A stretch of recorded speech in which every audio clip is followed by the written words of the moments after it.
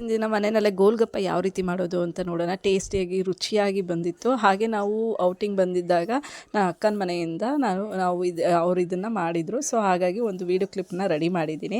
ನೋಡಿ ಎಷ್ಟು ಚೆನ್ನಾಗಿ ಬಂದಿದೆ ಅಂತ. ಈಗ ಯಾವ ರೀತಿ ಮಾಡೋದು ಅಂತ ನೋಡೋಣ. ಮೊದಲಿಗೆ ಇಲ್ಲಿ ನಮ್ಮಕ್ಕ ಒಂದು 4-5 ಹಸಿಮೆಣ್ಸಿನ್ಕಾಯಿ ತೊಗೊಂಡಿದ್ದಾಳೆ. ಅದ್ರ ಜೊತೆಗೆ ಶುಂಠಿ ತೊಗೊಂಡಿದ್ದಾಳೆ, ಹಸಿ ಶುಂಠಿ 2 ಇಂಚಿನಷ್ಟು ಹಸಿ ಶುಂಠಿ. ಹಾಗೆ ಅದಕ್ಕೆ ಕೊತ್ತಂಬರಿ ಸೊಪ್ಪು ಒಂದು ಅರ್ಧ ಕಟ್ಟು, ಅದಾದಮೇಲೆ ಪುದೀನ ಸೊಪ್ಪು ಕೂಡ ಎಲ್ಲ ತೊಳ್ಕೊಂಡು ಅದಕ್ಕೆ ಮಿಕ್ಸಿ ಜಾರಿಗೆ ಹಾಕೋತಾ ಇದ್ದಾಳೆ. ಮಿಕ್ಸಿ ಜಾರಲ್ಲಿ ಹಾಕ್ಕೊಂಡು ಇದು ಮಾಡ್ಕೋಬೇಕು, ಅದನ್ನು ಗ್ರೈಂಡ್ ಮಾಡ್ಕೋಬೇಕು. ಅದ್ರ ಜೊತೆಗೆ ಸ್ವಲ್ಪ ಜೀರಿಗೆ, 1 ಟೇಬಲ್ ಸ್ಪೂನಷ್ಟು ಜೀರಿಗೆ, ಮತ್ತು ಟೇಸ್ಟಿಗೆ ತಕ್ಕ ಹಾಗೆ ಉಪ್ಪು ಏನಕ್ಕೆ ಹಾಕ್ತೀವಿ ಅಂದರೆ ಅದು ಬಣ್ಣ ಹೋಗಬಾರ್ದು ಅನ್ನೋ ಕಾರಣಕ್ಕೆ, ಗ್ರೀನಿಯಾಗಿ ಬರಲಿ ಅಂತ ಉಪ್ಪನ್ನು ಸೇರಿಸ್ತಾ ಇದ್ದಾಳೆ.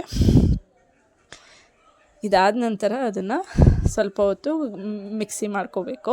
ಅದಾದಮೇಲೆ ಇಲ್ಲಿ ಇನ್ನೊಂದು ಕಡೆ ಗ್ಯಾಸ್ ಸ್ಟವ್ನಲ್ಲಿ ಆಲೂಗೆಡ್ಡೆ ಮತ್ತು ಬಟಾಣಿನ ನೆನೆಹಾಕಿ ಅದನ್ನು ಬೇಯಿಸಿ ಇಟ್ಕೊಂಡಿದ್ದಾರೆ.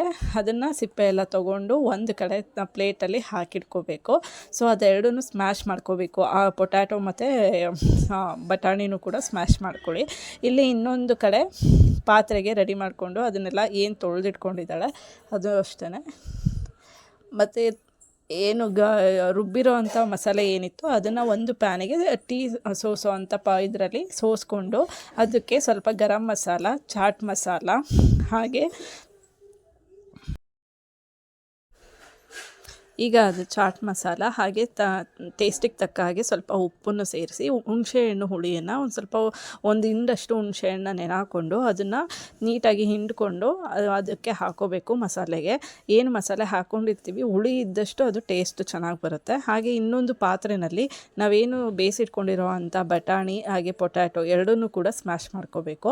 ಸ್ಮ್ಯಾಶ್ ಮಾಡಿಕೊಂಡು ಇದಕ್ಕೆ ನಾವು ಏನು ಇಟ್ಕೊಂಡಿದ್ವಲ್ಲ ಅದ್ರದ್ದು ರಸದ್ದು ಮಿಕ್ಕಿರೋ ಭಾಗ ಏನಿರುತ್ತೆ ಅದನ್ನು ಮಸಾಲೆನ ಇದಕ್ಕೆ ಹಾಕ್ಕೊಂಡಿದ್ದಾಳೆ. ಟೇಸ್ಟ್ ಬರುತ್ತೆ ಅನ್ನೋ ಕಾರಣಕ್ಕೆ ಸ್ವಲ್ಪ ಉಪ್ಪು, ಚಾಟ್ ಮಸಾಲ, ಹಾಗೆ ಇದಕ್ಕೂ ಗರಂ ಮಸಾಲ, ಖಾರದ ಪುಡಿ ಇದಿಷ್ಟನ್ನು ಸೇರಿಸ್ತಿದ್ದಾರೆ.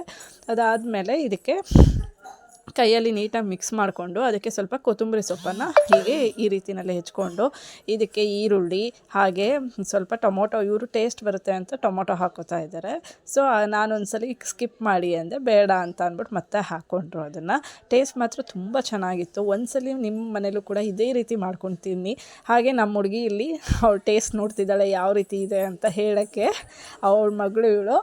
ಅದಾದಮೇಲೆ ಒಂದು ಪ್ಲೇಟಿಗೆ ಎಲ್ಲ ಪೂರಿಗಳನ್ನು ನಾವು ರೆಡಿ ಪೂರಿನೇ ತೊಗೊಬಂದಿದ್ವಿ.